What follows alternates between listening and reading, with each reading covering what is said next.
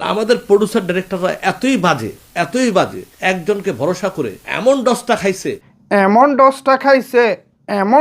খাইছে। কিসের ডস ভাই? কিসের কথা বলতেছে এমডি ইকবাল? আজকে এমডি ইকবালকে দেখলাম শাকিব খানকে নিয়ে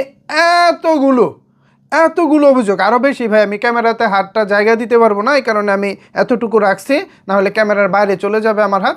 এতগুলো অভিযোগ। কি অভিযোগ আপনারা যখন শুনবেন, শোনার পর কি করবেন সেটা আপনাদের দায়িত্ব। আমি বলি অভিযোগগুলো, আগে শোনেন।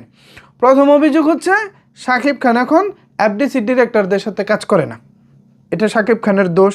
শাকিব খানকে আগে যে মিডিয়ার ডিরেক্টর, ছোটো পর্দার ডিরেক্টর, ছোটো পর্দার আর্টিস্ট থেকে শুরু করে ছোটো পর্দার সবাই শাকিব খানকে যারা গালিগালাজ করতো, শাকিব খানকে যারা দেখতে পারতো না, শাকিব খানকে নিয়ে যারা নাক ছিটকাতো, এখন শাকিব খান তাদের সঙ্গে কাজ করে। এটাও শাকিব খানের অপরাধ। শাকিব খান নাকি অনেক তারকাদেরকে উঠে আসতে দেয় নাই, অনেক তারকাদেরকে ছবি করার সুযোগ দেয় নাই, এটা নাকি শাকিব খানের অপরাধ। আরও অনেক কিছু অভিযোগ এমডি ইকবাল করেছেন। আমার প্রথম কথা হচ্ছে শাকিব খান এখন এফডিসির নির্মাতাদের সিনেমা করে না। কেন করে না? এর কারণ কি আপনার অজানা? আপনি এমডি ইকবাল কি এমন ধরনের সিনেমাগুলো বানাচ্ছেন এখন আমাদের জানা আছে না? আপনি কি এমন কোয়ালিটিফুল সিনেমা বানাচ্ছেন?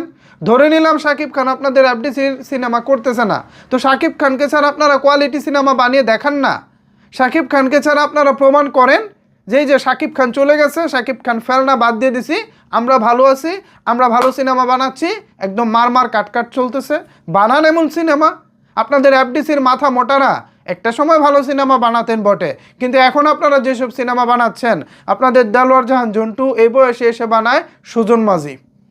ওয়াক্থু, আপনি নিজে এখন এসে বানান রিভেঞ্জ। এটা কোনো কোয়ালিটিতে পড়ে?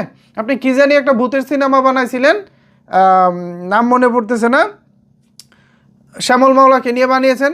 এটা এত বাজে জাস্ট পাথে তোলার মতো না।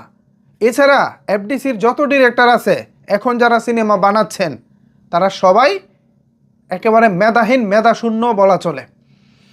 আর ছোটো পর্দার যারা মানুষজন আছে, যারা শাকিব খানকে নিয়ে একসময় কটু কথা বলতো, এর জন্য তো আপনারা দায়ী।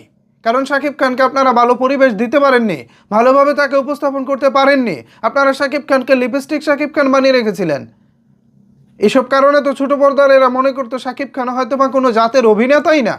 কিন্তু তাদের ভুল ভেঙেছে, যখন তারা শাকিব খানের সঙ্গে কাজ করেছে তখনই তাদের ভুল ভেঙেছে।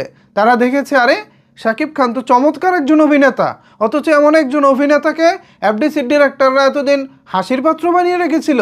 এটা কি কখনো আপনারা উপলব্ধি করেছেন, ভেবে দেখেছেন? না, ভাবেননি। নিজেদের স্বার্থ যতক্ষণ ছিল, শাকিব খান যতক্ষণ আপনাদের ওই যে সোনার ডিম পাড়া হাসছিলেন, টাকা কারি কামাতেন, তখন ভালো ছিল। এখন ভালো লাগে না। এখন শাকিব খান অনেক খারাপ হয়ে গেছে, তার বদনামের শেষ নাই, এরকম কিছু।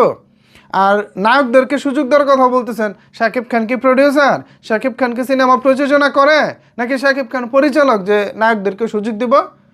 আপনারা ডিরেক্টর আছেন, আপনারা সুযোগ দেন, দেখি আরেকটা শাকিব খান বানান। হ্যাডেম আছে কিনা দেখি। গাল ভরা গল্প অনেকে বলতে পারে, কিন্তু বাস্তবতা অনেক কঠিন। নিজেকে প্রমাণ করেন, পারলে প্রমাণ করেন। দেখি নিয়ে আসেন।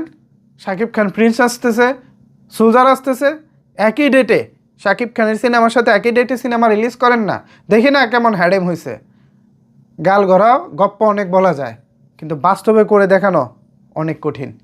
মাইন্ডেড ভিউয়ার্স, এ বিষয়ে আপনাদের মতামত জানতে চাই। ইকবাল যে অভিযোগগুলো করেছেন আমি তার বিপরীতে জবাব দেওয়ার চেষ্টা করেছি। এখন আপনাদের মতামত জানতে চাই।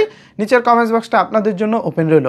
ধন্যবাদ সবাইকে এতক্ষণ আমার সাথে থাকার জন্য।